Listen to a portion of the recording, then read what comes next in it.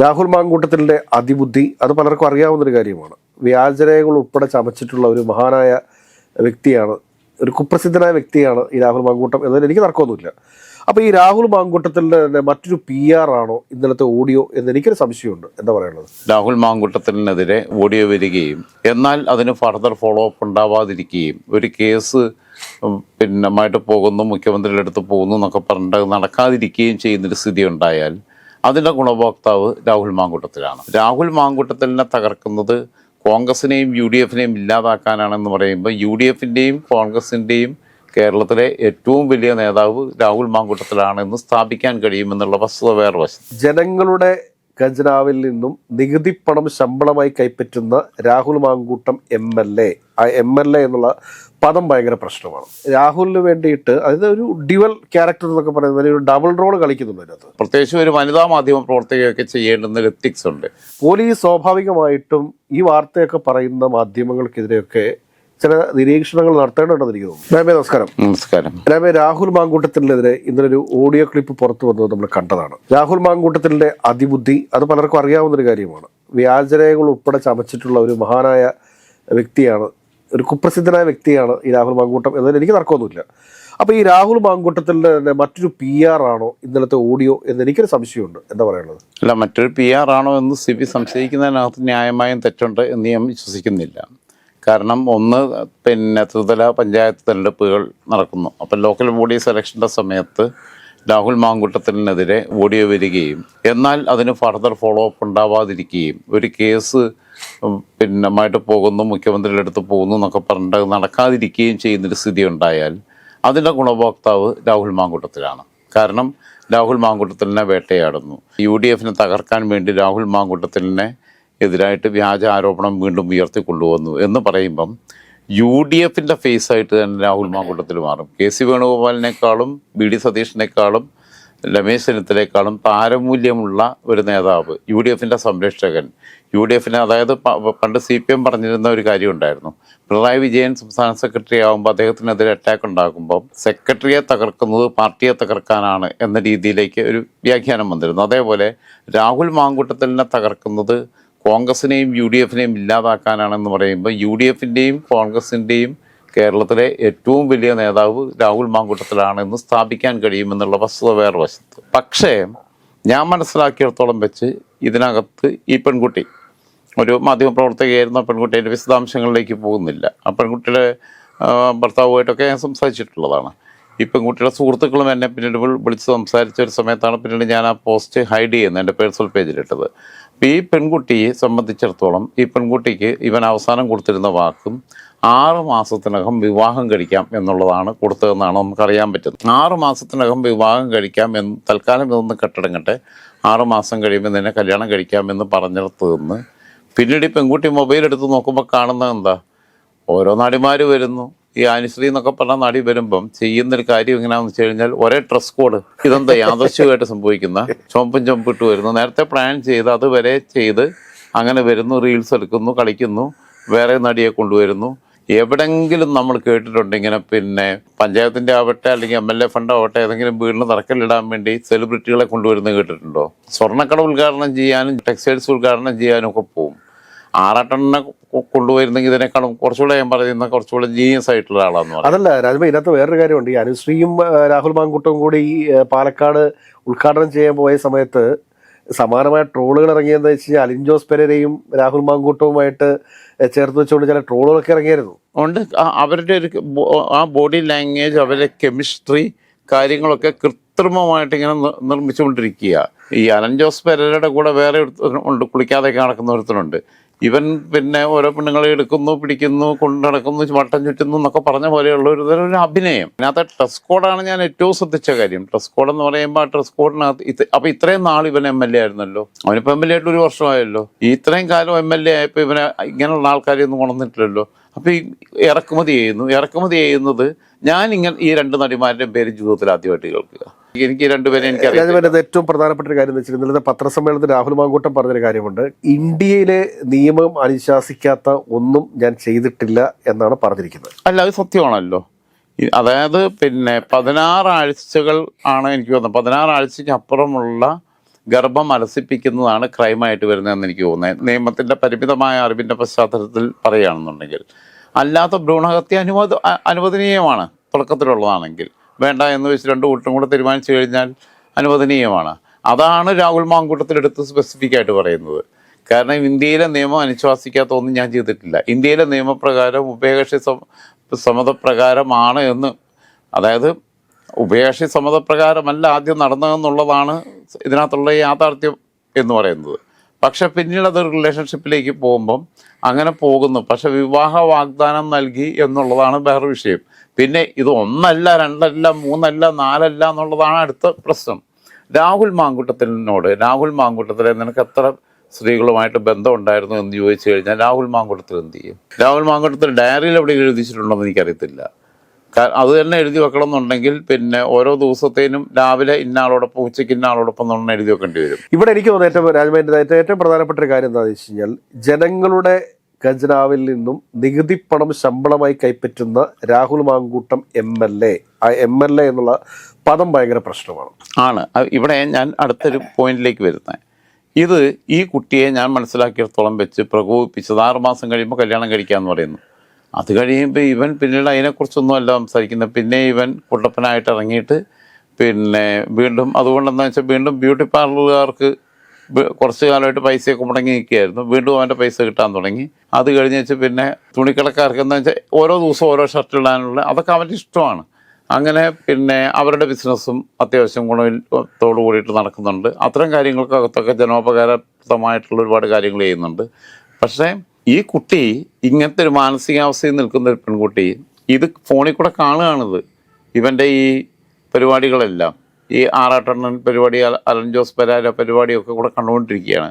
അത് കാണുമ്പോൾ ആ കുട്ടിക്ക് പിന്നെ ഇൻസൾട്ടിങ് ഫീൽ കൂടും, ഒന്നും കൂടെ റൈവറി കൂടും. അപ്പം അതിൻ്റെ ഭാഗമായിട്ടുള്ള റിഫ്ലക്ഷനാണ് കുറച്ചുകൂടെ സ്ട്രോങ് ആവാം എന്നുള്ള ധാരണയിലേക്ക് എത്തിയെന്നാണ് ഞാൻ മനസ്സിലാക്കുന്നത്. പക്ഷേ അത് സ്ട്രോങ് ആയിട്ട് തന്നെ പോയിക്കൊള്ളണമെന്ന് നിർബന്ധമില്ല. ഞാൻ പറഞ്ഞല്ലോ, CMൻ്റെ അടുത്തേക്ക് കുട്ടി പരാതിയുമായിട്ട് പോകുന്നതും മുടക്കാനുള്ള എല്ലാ ശ്രമങ്ങളും അവൻ തീവ്രയത്നത്തിലാണ്. ഇപ്പം അതിനകത്ത് ഇടപെട്ടുകൊണ്ടിരിക്കുന്ന ചില ആളുകളുണ്ട്. അവർ എങ്ങനെയെങ്കിലും അത് ബ്ലോക്ക് ചെയ്യാനുള്ള ശ്രമത്തിലാണ്. അങ്ങനെ ബ്ലോക്ക് ചെയ്ത് കഴിഞ്ഞാൽ പിന്നെ ഇവൻ 6 മാസം കൂടെ എക്സ്റ്റൻഷൻ ചോദിക്കും. അങ്ങനെയുണ്ട്. അവിടെയാണ് രസം വരുന്നത്. കാരണം ഇവൻ പറഞ്ഞ 6 മാസത്തിന് ഇപ്പം 2 മാസം കഴിയാനായി, ഇനി 4 മാസമേ ഉള്ളൂ. അപ്പോൾ ഇവൻ എന്താ വെച്ചാൽ ഇനി പറയും ഇലക്ഷൻ കഴിയട്ടെ എന്ന് പറയും. അങ്ങനെ പറഞ്ഞിട്ട് ആ കുട്ടിയുടെ ഇപ്പോഴത്തെ മനോനിലയിലെ ഒരു സ്റ്റെബിലിറ്റി ഇല്ലായ്മയെ യൂസ് ചെയ്ത് കഴിഞ്ഞാൽ ആ കുട്ടി വിഡ്ഢിയായിട്ട് മാറും എന്നുള്ളത്. വേറൊരു കാര്യം എന്താണെന്ന് വെച്ച് കഴിഞ്ഞാൽ, ഇന്നലെ ഈ വാർത്ത എന്ന് പറയുന്നത് അത്ര ഒരു പുതുമയുള്ള ഒരു ഓഡിയോ ക്ലിപ്പ് അല്ല. അപ്പോൾ ഈ ഓഡിയോ ഇത് നമ്മളെടുത്തുണ്ടല്ലോ, ഈ ഓഡിയോ ക്ലിപ്പ് സംപ്രേഷണം ചെയ്ത മാധ്യമങ്ങളെ ശ്രദ്ധിക്കുക. ഈ മാധ്യമങ്ങളിലെ പ്രധാനപ്പെട്ട ചില ആളുകളൊക്കെ ഇതിനു മുമ്പ് രാഹുലിനെ ന്യായീകരിച്ച് രംഗത്ത് വന്നിട്ടുണ്ട്. അതിനുശേഷം നിശ്ചിതമായ രാജംവായുടെ തന്നെ വിമർശനത്തെ തുടർന്ന് അവർക്ക് രാഹുലിനെതിരെ തിരിയേണ്ട അവസ്ഥ ഉണ്ടായിട്ടുണ്ട്.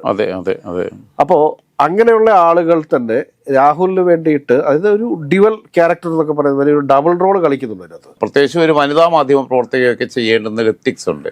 ഒരു സ്ത്രീയുടെ പക്ഷത്ത് നിയന്ത്രിക്കുക എന്നുള്ളത്. ആളുടെ പേരൊന്നും ഞാൻ പറയാൻ ഉദ്ദേശിക്കുന്നില്ല. അത് ചെയ്യാതെ ആദ്യം തന്നെ വിഷയത്തെ ഡൈവേർട്ട് ചെയ്യാൻ നോക്കി. അതിനെ പിന്നെ യഥാർത്ഥ വിഷയത്തിൽ നിന്ന് ഇതിൻ്റെ ഫോക്കസ് മാറ്റുകയും വേറെ ഒരു തരത്തിലേക്ക് കൊണ്ടുപോവുകയും ചെയ്യുകയും അതിനെ ഇവർ കൂടെ കൂടിയിട്ട് ഇവരുടെ അനുഭാവത്തോടു കൂടിയിട്ട് രാഹുലിൻ്റെ സൈബർ ടീം ആ പരിപാടി ഓപ്പറേറ്റ് ചെയ്യുകയും ചെയ്തു. അതാണ് നമ്മൾ പൊളിച്ചെടുക്കുന്ന ആദ്യം. അത് പൊളിച്ചെടുക്കി കഴിഞ്ഞപ്പോൾ പിന്നീട് ഇവർ നമുക്കെതിരെ ഉള്ള വലിയ പ്രചാരണങ്ങളായി. എന്താണ് മാക്രി കീക്രി എന്നൊക്കെ പറഞ്ഞിട്ട് അവരെ അത്രയും കാലം അവർക്ക് ഫേസ്ബുക്കിലോ ബാക്കിയുള്ളിടത്തോ ഒരു റീച്ചും ഇല്ലാതിരുന്ന, നമ്മൾ പോലും അധികം അറിയാതിരുന്ന ഒരു മാധ്യമ പ്രവർത്തക. അപ്പം അവർ അങ്ങനെ മാധ്യമ പ്രവർത്തക ഉണ്ട് എന്നുള്ളത് ജനം അറിയുന്നത് ആ വിഷയത്തിലാണ്. അതിന് അവർ ശരിക്കും പറഞ്ഞാൽ നമ്മളോട് നന്ദി പറയുകയാണ് വേണ്ടത്. സത്യത്തിൽ അതിനകത്ത് വേറെ പ്രധാനപ്പെട്ട കാര്യം എന്ന് വെച്ചാൽ, ഇന്ന് ഈ ഓഡിയോ ക്ലിപ്പ് പുറത്തു വരുന്നതിന് മുമ്പായിട്ട് തന്നെ ഈ ഒരു വിഷയത്തിൽ, അതായത് ഇപ്പോൾ ഈ ശബരിമല വിഷയം നടക്കുന്നുണ്ട്, അതുകൊണ്ട് പഞ്ചായത്ത് ഇലക്ഷൻ നടന്നിരിക്കുന്നു. അപ്പോൾ ഈ സമയത്ത് ഇതിനെയൊക്കെ അട്ടിമറിക്കാൻ വേണ്ടിയിട്ട് CPM സൈബറിടങ്ങൾ കൊണ്ടുവന്നതാണ് ഈ വാർത്ത എന്നുള്ള രീതിയിലാക്കി മാറ്റാനായിട്ട് കോൺഗ്രസിൻ്റെയും രാഹുൽ മാങ്കൂട്ടത്തിൻ്റെ സൈബർ പടയ്ക്ക് അധികം സമയം വേണ്ടി വരില്ല.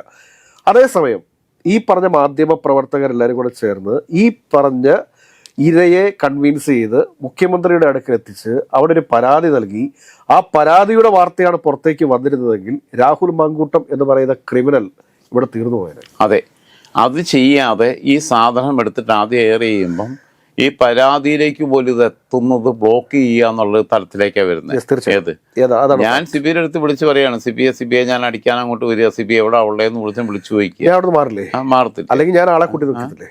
ഇതാണ് സംഭവിക്കുന്നത്. ഈ പരിപാടിയാണ് ഇപ്പോൾ ഇവിടെ നടന്നിട്ടുള്ളത്. ഇതിന്റെ അപകടം എന്താണെന്ന് വെച്ച് കഴിഞ്ഞാൽ ഒന്ന് ഇത് മാധ്യമ എത്തിക്സിന് ചേർന്നതല്ല, പൊളിറ്റിക്കൽ എത്തിക്സിന് ചേർന്ന ഒരു കാര്യങ്ങളും മറ്റവൻ്റെ ഭാഗത്തുനിന്നില്ല. അപ്പം ഈ ധാർമ്മിക മൂല്യച്യുതി എന്ന് പറയുന്നത് അവന് സംഭവിച്ചതിനേക്കാൾ കൂടുതൽ ഈ പിന്നെ കള്ളന് കഞ്ഞി വെക്കുക എന്ന് പറയുമല്ലോ, ആ രീതിയിൽ ഇവന് പിന്നെ കൊട ചൂടി കൊടുക്കുന്നവർ അതിനേക്കാൾ വലിയ തെറ്റായി എന്ന്. ഇവരുടെ റേറ്റിങ്ങിന് വേണ്ടിയിട്ടുള്ള മത്സരമോ കാര്യങ്ങളോ ഒക്കെ ഉണ്ടായിക്കോട്ടെ, എല്ലാത്തിനും അപ്പുറത്തൊരു മനുഷ്യനാവണം എന്നുള്ളതാണ്. ഇന്നലത്തെ ഈ രാഹുൽ മാങ്കൂട്ടത്തിലിന്റെ വാർത്താ സമ്മേളനത്തിന്റെ അവസാനം മുഖ്യമന്ത്രിയെ കാണാൻ വേണ്ടിയിട്ട് പെൺകുട്ടി തയ്യാറെടുക്കുന്നു എന്നൊരു ചോദ്യം വന്നു. ആ ചോദ്യത്തോടു കൂടി വാർത്താ സമ്മേളനം അവസാനിപ്പിച്ചു പോകുന്ന രാഹുൽ മാങ്കൂട്ടത്തെയാണ് നമ്മൾ കണ്ടത്. അപ്പോഴും നമ്മളുടെ പ്രധാനപ്പെട്ട ഒരു ചോദ്യം അവിടെ നിൽക്കുവാണ്. ഈ പെൺകുട്ടി ഇതിനു മുമ്പും ഈ സമാനമായ സെയിം പെൺകുട്ടിയുടെ വോയിസ് ആണ് പുറത്തു വന്നിട്ടുള്ളത്. അപ്പോൾ ഈ പെൺകുട്ടി ഇപ്രാവശ്യം ഈ ഒരു ഓഡിയോ പുറത്തുവിടുന്ന സമയത്ത് രണ്ട് സാധ്യതകളുണ്ട്. ഒന്ന്, രാഹുൽ മാങ്കൂട്ടം ഈ പെൺകുട്ടിക്ക് കൊടുത്തിരുന്ന എന്തോ ഒരു കമ്മിറ്റ്മെന്റ് ഉണ്ട്. ആ കമ്മിറ്റ്മെന്റ് ഞാൻ പറഞ്ഞല്ലോ, 6 മാസത്തിനകം കല്യാണം കഴിക്കാമെന്ന വാക്ക് കൊടുത്തു. ആ വാക്ക് കൊടുത്തതിൽ 2 മാസം ഇപ്പം കഴിഞ്ഞു. അത് കഴിഞ്ഞിട്ട് ഈ പെൺകുട്ടിയുടെ അടുത്തിരിക്കുന്ന പിന്നെ ഈ പെൺകുട്ടി പിന്നെ നോക്കുമ്പം ഇവൻ ഒരേ കളർ പിന്നെ ഡ്രസ്സ് വിട്ടിട്ട് ഈ അഭ്യാസം എല്ലാം കാണുമ്പം മനുഷ്യനാണ്, മനുഷ്യന് ഞാനിപ്പോൾ വേറൊരു കാര്യം ചോദിച്ചോട്ടെ, ഇതേ രീതിയിലാണ് കാര്യങ്ങൾ പോകുന്നതെങ്കിൽ ഈ പറഞ്ഞ 16 ആഴ്ചകളല്ലേ ഒരു ഭ്രൂണഹത്യക്ക് നിയമവിധേയമായിട്ടാണെന്ന് തോന്നുന്നു. നമ്മള് ആ ഒരു ടൈം പീരീഡിനകത്ത് ഈ ഭ്രൂണഹത്യ നടക്കുകയും അതിനുശേഷം പിന്നീട് ഈ പെൺകുട്ടിയുടെ വോയിസ് ആദ്യം പുറത്തു വരുന്നു. അതിനുശേഷം രാഹുൽ നൽകിയിട്ടുള്ള ഏതൊരു കമ്മിറ്റ്മെന്റ് ബ്രേക്ക് ആവുന്ന സമയത്ത് വീണ്ടും ഈ പെൺകുട്ടി പരസ്യമായിട്ട് ഈ ഓഡിയോ ക്ലിപ്പ് ചാനലുകൾക്ക് കൊടുക്കുന്നു. അപ്പോൾ അത് ഹണി ട്രാപ്പിന്റെ ഇതിൽപ്പെടാൻ സാധ്യതയുണ്ടോ? ഇല്ല, ഒരിക്കലും ഹണി ട്രാപ്പിന്റെ ഇതിൽ പെടത്തില്ലല്ലോ. കാരണം എന്ന് വെച്ച് കഴിഞ്ഞാൽ ആദ്യത്തെ ഫോഴ്സ്ഫുള്ളിയാണ്. ഞാൻ പറഞ്ഞല്ലോ, വേറൊരു പ്രധാനപ്പെട്ട മാധ്യമ സ്ഥാനത്തിലെ പെൺകുട്ടിയും മിടുക്കിയായിട്ടുള്ള ജേർണലിസ്റ്റും അവരൊക്കെ ഒരു പാഷന്റെ പുറത്ത് ഇതിലേക്ക് വന്നതാ. ഒരു സൗഹൃദത്തിന്റെ പുറത്ത്, സൗഹൃദാന്തരീക്ഷത്തിൽ ആരൊക്കെ ആരുടെയൊക്കെ വീടുകളിൽ പോകുന്നു, ആരൊക്കെ ആരുടെ കൂടെയൊക്കെ യാത്ര ചെയ്യുന്നു ഒക്കെ ഇല്ലേ. അങ്ങനെയുള്ള കാലത്തല്ലേ ജീവിക്കുന്നത്. അങ്ങനെയുള്ള കാലത്ത് ജീവിക്കുമ്പോൾ അതിനെ അവൻ ആദ്യത്തേത് ലിറ്ററലി റേപ്പായിരുന്നു എന്നാ പറയുന്നത്. പക്ഷെ ഇങ്ങനെയൊക്കെയുള്ളൊരു സാഹചര്യം വെച്ച് നോക്കുമ്പോഴത്തേക്ക് എനിക്ക് മനസ്സിലാവുന്ന ഒരു കാര്യം എന്താണെന്ന് വെച്ച് കഴിഞ്ഞാൽ, ഈ സമയത്ത് ഇന്നലെ ഈ ഒരു തുടർച്ചയായിട്ടുള്ള രണ്ടാമത്തെ സെക്കൻഡ് ഓഡിയോ ക്ലിപ്പ് പുറത്തു വരണമെന്നുണ്ടെങ്കിൽ അത് ഒരു പർപ്പസ് ഇല്ലാത്ത സമയത്ത് വന്നേക്കുന്നതാണ്. ഒരു കാരണം വേണമല്ലോ. ഒരു കാരണവുമില്ലാത്ത സമയത്ത് ഇതുപോലൊരു ഓഡിയോ ക്ലിപ്പ് പുറത്തു വന്നിട്ടുണ്ടെങ്കിൽ അതിന് 2 സാധ്യതകളാണുള്ളത്. ഒന്ന്, രാഹുലിനെ എന്തോ റിമൈൻഡ് ചെയ്യിപ്പിക്കാൻ വേണ്ടി ഉദ്ദേശിക്കുന്നു. രണ്ടാമത്തെ കാര്യം എന്താണെന്ന് ചോദിച്ചു കഴിഞ്ഞാൽ രാഹുലിനെ വൈറ്റ് വാഷ് ചെയ്യും. ഇതിലേതാണ് എന്നുള്ളതിനെ കുറിച്ച് ഞാൻ പറയുന്നത്, പോലീസ് സ്വാഭാവികമായിട്ടും ഈ വാർത്തയൊക്കെ പറയുന്ന മാധ്യമങ്ങൾക്കെതിരെയൊക്കെ ചില നിരീക്ഷണങ്ങൾ നടത്തേണ്ടതുണ്ടെന്ന് എനിക്ക് തോന്നുന്നു. ചില മാധ്യമ പ്രവർത്തകരൊക്കെ ഈ രാഹുൽ മാങ്കൂട്ടത്തെ ഒന്ന് വൈറ്റ് വാഷ് ചെയ്ത് വെക്കാൻ വേണ്ടിയിട്ടുള്ള ശ്രമങ്ങൾ, ഞാൻ അവളെ കണ്ടു, ഞാൻ മാത്രമാണ് അവളെ കണ്ടത്, വേറെ ആരും കാണാൻ പോകരുത് എന്നൊക്കെ പറഞ്ഞവരെ വേറെ ആരും കാണാൻ പോകരുത് എന്ന് പറയാൻ ഇവർക്ക് എന്താ അവകാശമുള്ളത്? ഒരുപാട് ദുരൂഹതകളുണ്ട്. കാരണം ദുരൂഹതകളുണ്ട്. അപ്പൊ അങ്ങനെ ഉണ്ടാകുമ്പം അത്തരം ആളുകളെയാണ് ആദ്യം ചോദ്യം ചെയ്യേണ്ടത്. ഞാൻ കണ്ടു, അവൾ ട്രോമയിലാണ്, അവളോട് വേറെ ആരോടും സംസാരിക്കാൻ പോകരുത്, നിങ്ങളാരും അവളുടെ അടുത്തേക്ക് പോകരുത് എന്ന് പറയാൻ ഇവരെ ആരെ ചുമതലപ്പെടുത്തുന്നു? ഇതിന് മുമ്പ് എന്താണെന്ന് വെച്ചാൽ ഇവിടെ ഒരുപാട് സ്ത്രീ പീഡന പരാതികളൊക്കെ ഉയർന്നു വന്നിട്ടുണ്ട്. ഈ സ്ത്രീ പീഡന പരാതികളൊക്കെ ഉയർന്നു വരുന്ന സമയത്ത് എന്താ വെച്ചാൽ ചില പോലീസ് ഉദ്യോഗസ്ഥന്മാരുണ്ടായിരുന്നു. അവർ ചെയ്തുകൊണ്ടിരുന്ന കാര്യം എന്താണെന്ന് വെച്ച് കഴിഞ്ഞാൽ, നിന്നെ ഞാൻ ഈ കേസിൽ പെടുത്തും, അതല്ലെങ്കിൽ നീ ഇത്ര എനിക്ക് കൊണ്ട് തരണം എന്ന് പറയുന്ന ചില ഉദ്യോഗസ്ഥന്മാരുണ്ടായിട്ടുണ്ട് എന്നുള്ള രീതിയിൽ വലിയ രീതിയിലുള്ള ആരോപണങ്ങൾ കേരളത്തിൽ നിന്ന് ഉയർന്നു വന്നിട്ടുണ്ട്, ഈ പറവൂർ പെൺവാണിഭ കേസ് ഉൾപ്പെടെയുള്ള കാര്യങ്ങളിൽ. അപ്പോൾ അങ്ങനെ രീതിയിലേക്കാണോ ഈ കാര്യങ്ങൾ പോകുന്നത് എന്ന് കൂടി സംശയിക്കേണ്ടിയിരിക്കുന്നു. അല്ല, ഈ പെൺകുട്ടിയുടെ അടുത്ത് നിന്ന് പറ്റുന്ന അത്രയും ഡാറ്റ കളക്ട് ചെയ്തിട്ട് ആ ഡാറ്റ വെച്ചിട്ട് രാഹുൽ മാങ്കൂട്ടത്തിൻ്റെ അടുത്ത് നെഗോഷിയേഷൻ നടത്തുന്നുണ്ടോ എന്ന സംശയം എനിക്കുമുണ്ട്. പക്ഷെ അങ്ങനെയാണെന്നുണ്ടെങ്കിൽ രാഹുൽ മാങ്കൂട്ടത്തിൻ്റെ അടുത്ത് നിന്ന് ഏറ്റവും കൂടുതൽ നെഗോഷിയേഷൻ നടത്താൻ നമുക്ക് പറ്റുമല്ലോ. അത് പറ്റും. അതാണോ ചെയ്യേണ്ടതെന്നുള്ളത് ആലോചിക്കണം. ഒന്നുകിൽ ഓക്കെ, നീ നന്നാവണം, ഇനി മേലാൽ ഇത് ആവർത്തിക്കരുത്, ചെയ്തു തെറ്റിന് പ്രായശ്ചിത്തം ചെയ്യണം എന്ന് പറയുകയാണെന്നുണ്ടെങ്കിൽ അതിനകത്ത് എത്തിക്സ് ഉണ്ട്, ഒരു പ്രായത്തിൽ ഒക്കെ പറ്റിയതാണെങ്കിൽ. പക്ഷെ ഇതൊരു കേസല്ല. ഇതിന് മുമ്പ് വന്നേക്കുന്ന ഒരു ഓഡിയോയുടെ തുടർച്ചയായിട്ട് ആ സെയിം പെൺകുട്ടിയുടെ തന്നെ മറ്റൊരു ഓഡിയോ, അതിനെന്താണ് പ്രസക്തി? എന്നിട്ട് ഞങ്ങളാണ് ആദ്യം ബ്രേക്ക് ചെയ്തത്.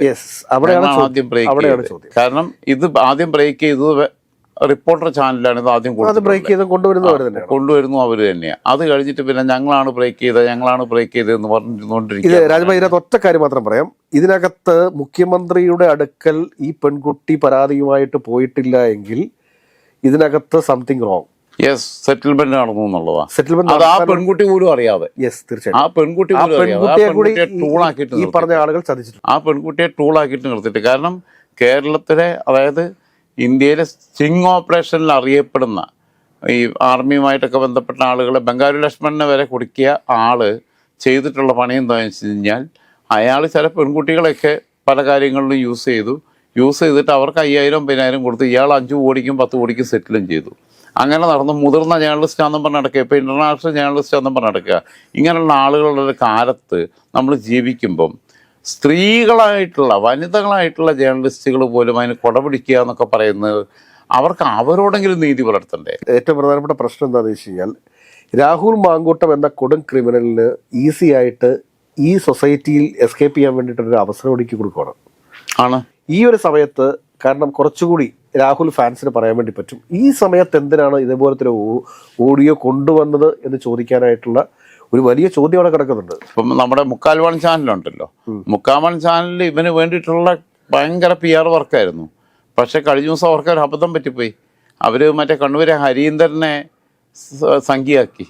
അപ്പം RSS CPM സംഘർഷം ഏറ്റവും കൂടുതൽ രൂക്ഷമായി നിൽക്കുന്ന കണ്ണൂർ ജില്ലയിൽ 6 തവണ വധശ്രമത്തിൽ നിന്ന് രക്ഷപ്പെട്ട ആളാണ് ഹരീന്ദ്രൻ.